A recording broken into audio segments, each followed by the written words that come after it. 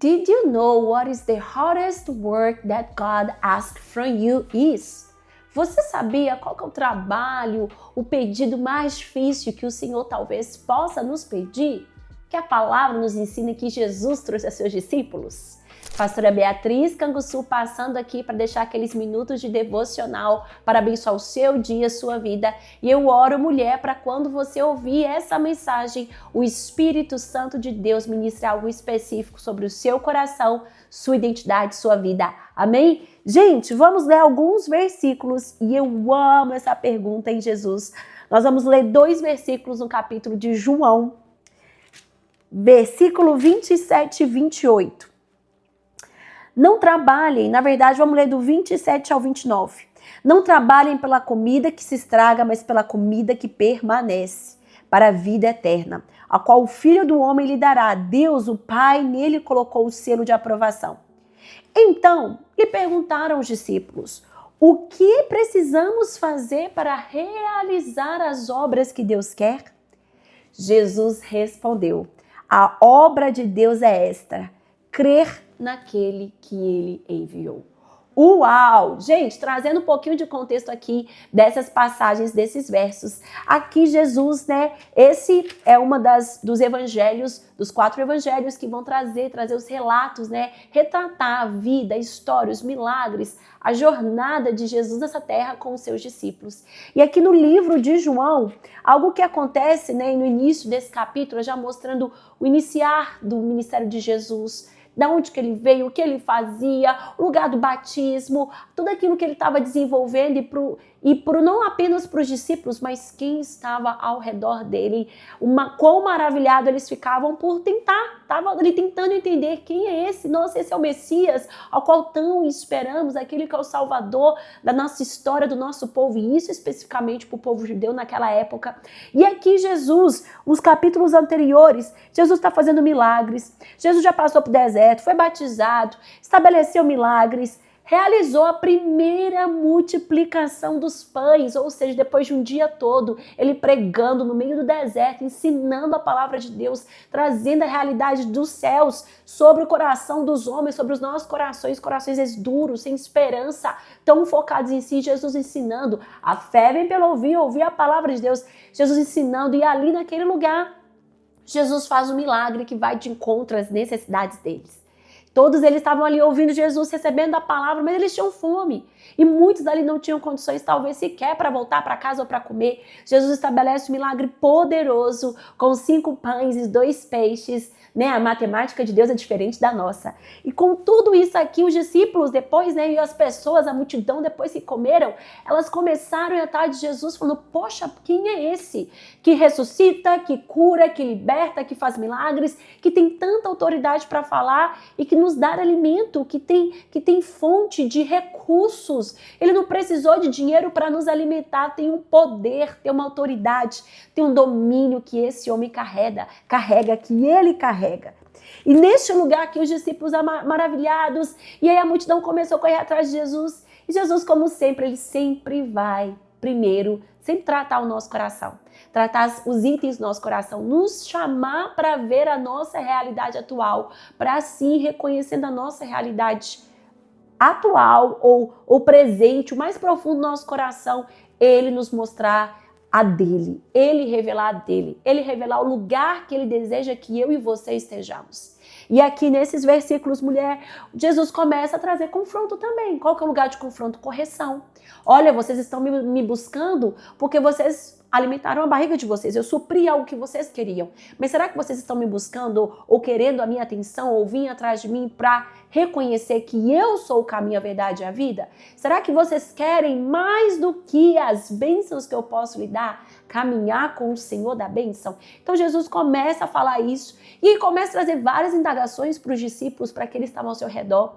Mas aqui, alguns deles chegaram até Jesus e falaram, Jesus, deixa eu fazer uma pergunta de ouro, 1 million question, a pergunta de 1 milhão.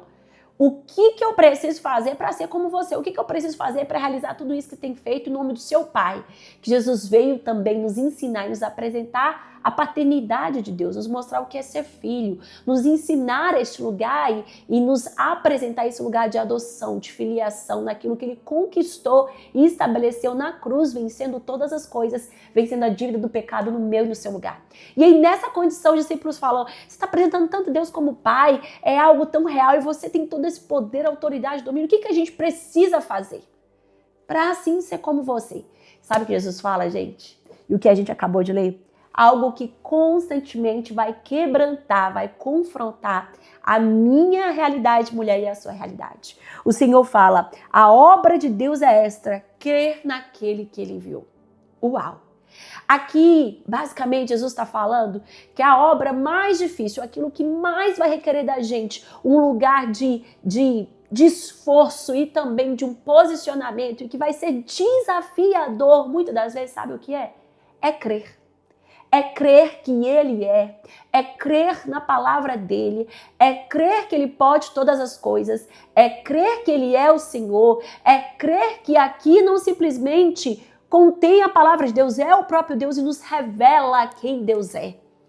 É crer que Ele é o nosso Senhor, Salvador, é crer que é aquele que pode mudar a minha e a sua realidade, é aquele que nos pode transformar, é crer no reino dEle, é crer na eternidade, é crer que nós vivemos a nossa vida por aquilo que cremos, pela nossa fé, não por aquilo que vemos, e assim crendo nós vemos. É todo dia, mulher, você acordar no seu lar e na sua casa e você escolher viver o seu dia conforme aquilo que você crê de si mesma, crê da sua realidade e vive no seu nível normal, racional, ou você escolher se submeter à palavra daquele que é o Rei dos Reis, Senhor dos Senhores, o Verbo que se fez carne e habitou entre nós, o próprio Cristo, a palavra viva.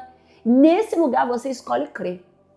Você escolhe crer que Jesus tem poder para curar, restaurar, mudar, dar sabedoria, nos capacitar, transformar, restaurar, estabelecer, acrescentar, multiplicar, é crer que Ele é o mesmo ontem, o hoje, será para sempre, é crer que eu e você constantemente, para crermos no Senhor, nós vamos precisar matar a nossa carnalidade, matar os pensamentos de dúvida, matar a incredulidade, matar as mentiras que tantas das vezes nos circundam na nossa mente ou que nós carregamos na identidade.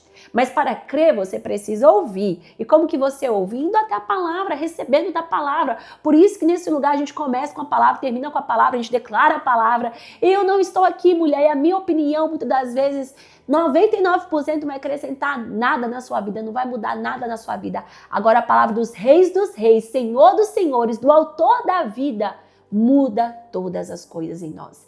Estabelece, realiza, concretiza e faz muito mais, além de tudo aquilo que nós possamos pensar ou imaginar. O maior desafio para mim e para você, mulher, diariamente, é escolher primeiro receber da palavra de Deus, porque você só pode crer naquilo que você recebe, aquilo que te circunda, aquilo que está próximo aos seus ouvidos, aquilo que nutre a sua alma, o seu coração, aquilo que entra na sua visão, ou seja, é só você ouvindo a palavra de Deus gera um lugar de fé. E quanto mais, o que é fé? É crer. É falar, eu escolho crer. Hoje meu dia está assim, hoje eu estou triste, mas eu escolho crer que eu lanço as minhas ansiedades diante do Senhor e com clamor e com súplicas e ações de graça eu vou sair daqui diferente. Eu vou sair daqui sabendo, Senhor, eu não tenho controle, mas você tem. Você é meu protetor. Essa situação, se eu nem sei como vou parar aqui, eu me arrependo, mas eu peço o seu socorro. Eu sei que você tem o poder para restaurar e estabelecer um lugar de propósito e alegria. Mas mulher, eu e você vamos precisar todos os dias fazer um trabalho árduo, desafiador. O que é? Escolhermos crer. Escolhemos calar as vozes da nossa dúvida, das questões. A palavra de Deus diz que sem fé é impossível agradar a Deus. A palavra de Deus nos ensina que não tem como a gente crer e permanecer convicto, crendo, com uma mente dividida. Eu creio nisso, não creio naquilo. Essa coisa pequenininha aqui, Deus não se importa. Mas essa grande, não, talvez ele se importe. Não, talvez ele não queira. Tudo isso que a gente fala de nós mesmos, das nossas experiências, que muitas das vezes não é pautado na palavra de Deus, no poder de Deus, nos impede de crer.